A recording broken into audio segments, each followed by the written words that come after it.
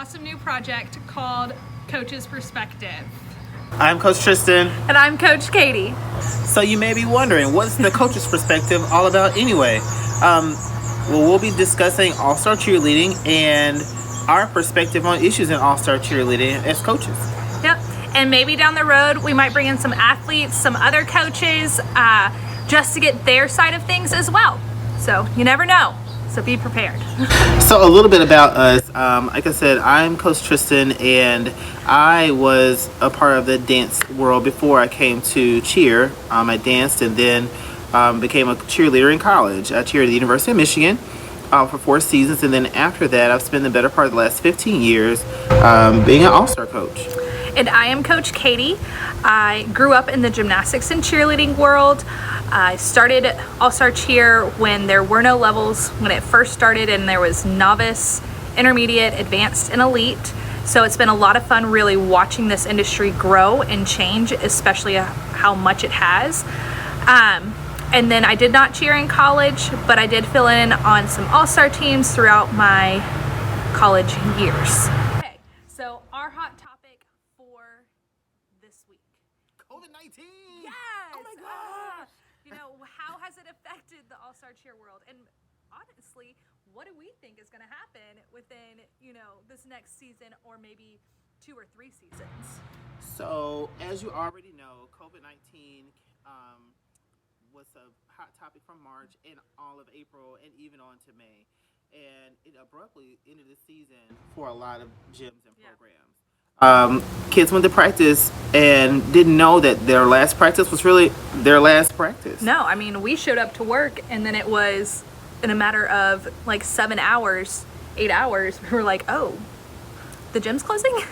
Okay. Some things that have happened since mid-March, when most programs had to stop their operations, was the cancellation of a lot of competitions. Well, as you already know, cheerleading Worlds would have been last weekend, and there was a lot of promise this season with new programs, new gyms, new teams representing in level 6 and level 7. And a lot of those teams had gotten bids for the first time, programs had gotten bids for the first time, and it's really kind of sad that they didn't get a chance to showcase those routines at cheerleading Worlds this year. Yep. And I mean, and Summit was supposed to be this weekend. So that's a little crazy because right now it's postponed to mid-June, and that's if Disney's opening up. But I mean, even they have decided, we're just going to let, whoever wants to come down, let's come and compete. So I mean, and it really is still up in the air though, because so many things are still in process, and the situation is ever evolving, ever changing, and we just hope for the best for those all-star teams that choose to compete, if they are able to compete in June. But there's also the big safety side to this. It's been 50 some odd days now since a lot of kids have been in a gym. So and there's not really been a time in my all-star career where there's been no opportunity to practice or train or do anything. And so now these kids are kind of stuck between a rock and a hard place because they want to compete, they want to be at those competitions, and they have the hope and glimmer of there may be a competition for them to participate in June, but they haven't had the time to really train and condition those routines with their teammates and friends. No, and as of right now, we still can't even consider opening until maybe May 15th. So that's, a month of training, and it gets it's scary because we want our athletes to go. We would love to go, but like Tristan said, there's a safety issue, and it gets a little crazy. And athletes who haven't hit a spring floor or even a mat, for those who don't have mats at home, to try and tumble for the first time in almost 2-3 months, I mean, that's a scary thought too. So also we have to consider how this situation with COVID-19 may affect the future of our sport. So beyond this season, Coach Katie, what do you think is going to happen maybe for the 2021 season and beyond? I mean, I think a lot of the competitions are definitely going to be pushed back further, with nobody really being able to try out until August, maybe even September. We're looking at virtual tryouts, not even being in person to try out. Where are your kids' skill level at that point? I mean, not physically being able to do all-star cheer for several months is really hard. and to just jump in with stunts and choreography and everything else. It's a big pill. I think one thing that's going to be a long-term effect is the number of competitions and the location of competitions.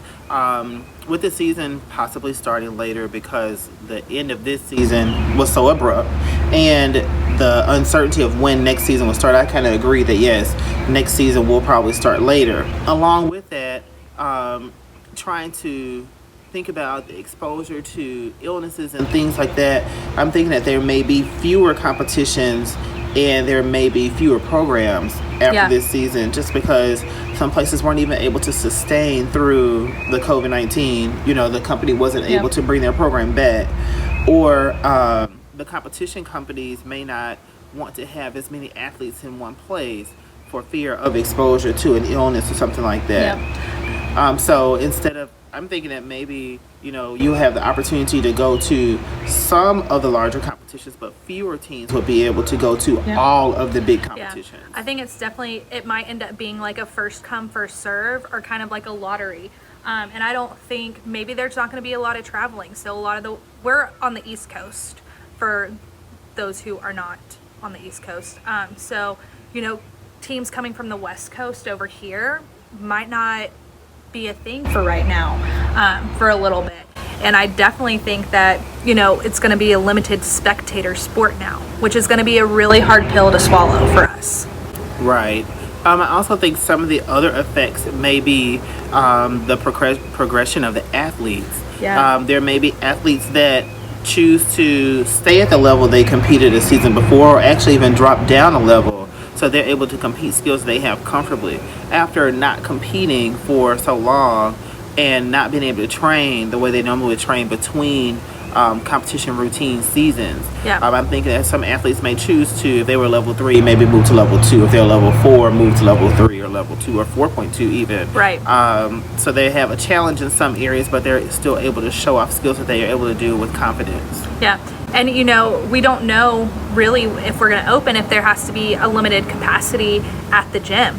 And I mean, when we do open, we're still supposed to be social distancing. So when can we actually start studying? When can we get more kids in the same area to do the skills or start training the way that we need to train? Right, so there's so many things, there's so many questions, and as of right now, there's not really a whole lot of answers, you know.